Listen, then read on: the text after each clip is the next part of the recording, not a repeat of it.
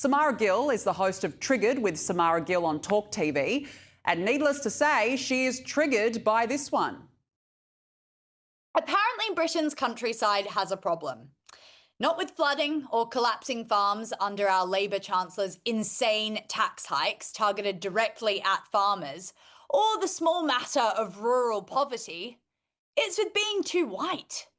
A new diversity drive, backed by the great and the good of the public sector consultancy class, has concluded that our fields, footpaths and fells feel unwelcoming to ethnic minorities. Why? Because they're perceived as white and middle class. Well, yes, that's because the countryside largely is, you'll find. And here's the radical thought no one seems brave enough to utter. That doesn't make it racist. It actually makes it quite real.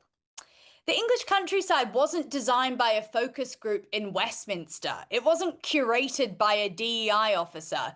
It grew organically over centuries, shaped by farming, geography, and tradition. And yes, the people that lived there.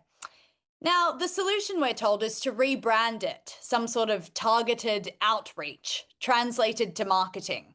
Carefully created imagery, even suggestions that pubs, yes, pubs, might be culturally off-putting because they centre around alcohol.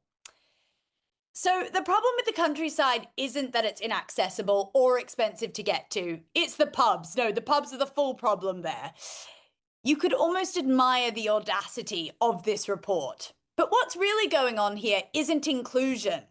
It's embarrassment. It's a deep bureaucratic discomfort with anything that looks unmistakably English and unapologetically traditional.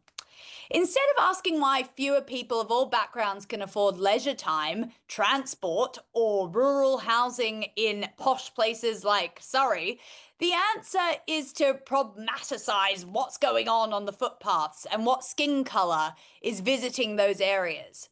The countryside doesn't need to be fixed, it doesn't need to be re-educated, and it certainly doesn't need to be apologised for existing. Britain's landscape belongs to everyone, not because it's being rebranded, it's because it's there. It's open, it's free to use, and it's stubbornly indifferent to the identity politics of the day. The danger isn't that the countryside feels exclusive.